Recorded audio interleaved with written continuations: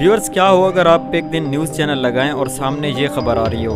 Breaking news. Volcanic eruption already caused 2 million casualties. All airports are closed. अगर हमारी ज़मीन पर मौजूद तमाम वोल्केनोज एक साथ एक ही दिन लावा उगलना शुरू कर दें तो क्या हमारी ज़मीन लावा, राख और जहरीली गैसों से बच पाएगी? और ये राख कितनी ऊपर तक जाएगी? क्या कोई इस वाक़े को रिपोर्ट करने के लिए बचेगा?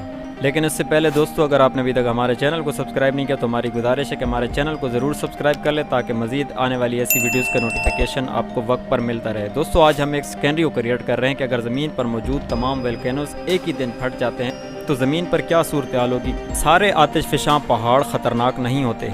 ऐसे आतिशफ़शां पहाड़ जो 10,000 साल से ना फटे हों, उनमें दोबारा फटने के लिए लावा मौजूद नहीं होता। हालांकि एनी टाइम ज़मीन पर 10 से 20 आतिशफ़शां पहाड़ ज़रूर लावा उगल रहे होते हैं। कुल मिलाकर हमारी ज़मीन के ऊपर 1500 के करीब एक्टिव आतिशफ़शां पहाड़ मौजूद हैं। कई तो ऐसे हैं जो हमें पता भी नहीं वो पानी के नीचे मौजूद हैं, यानी कि समुद्रों में।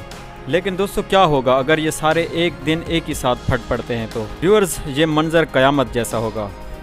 अगर ज़मीन पर मौजूद सारे आतिशफ़शां पहाड़ एक साथ एक ही दिन फट जाते हैं तो सबसे पहले तो आप लातादाद धमाके सुनेंगे। ये धमाके बड़ी बड़ी चट्टानों के पत्थरों को राख और जहरीली गैसों के साथ आसपास के इलाकों में दाखिल होना शुरू हो जाएंगे और बड़े बड़े पत्थर इन इलाकों के ऊपर गिरना शुरू हो जाएंगे। तो आपकी आंखों के सामने हर तरफ राख ही राख होगी। 1000 सेल्सियस टेम्परेचर तक गर्म चट्टानें 700 किलोमीटर फी घंटा की रफ्तार से करीबी आबादियों के ऊपर गिरना शुरू हो जाएंगी। और ये तमाम आतिशफ़शां एक जैसी ताकत के साथ नहीं फटेंगे। कुछ आतिशफ़शां पहाड़ों में से शदीद किस्म का लावा निकलने के बजाय ठंडी हालत में भी लावे को बाहर फेंकेगी। इस अमल को इफ्यूजिव इरप्शन कहा जाता है। अगर आपके करीब कोई ऐसा आतिशफ़शां पहाड़ फटता है तो आप अपने आप को खुशकिस्मत इंसान जानें, लेकिन ज़्यादा देर के लिए नहीं।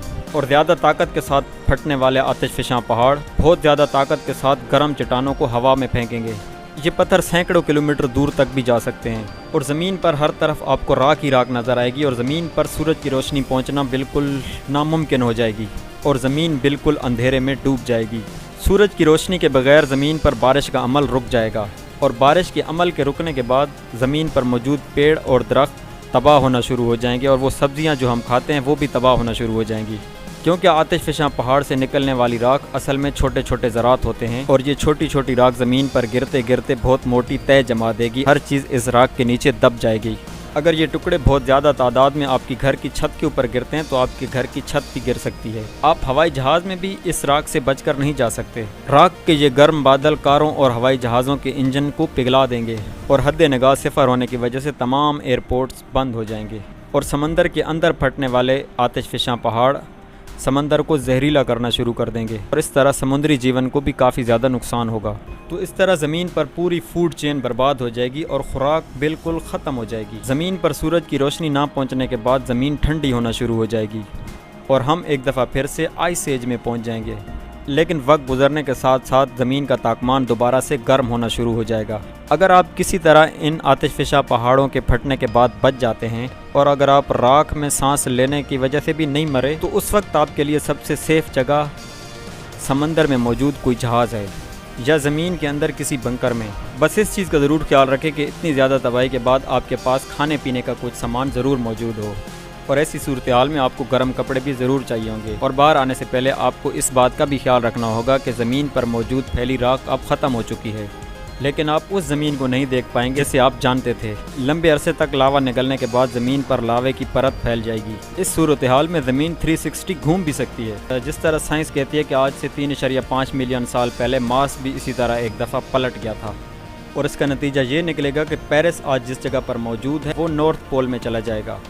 यकीनी तौर पर ऐसा होना दोस्तों नामुमकिन चीज़ है। कम अज़ कम जब से ज़मीन बनी है तब से लेकर आज तक तो ऐसा नहीं हुआ।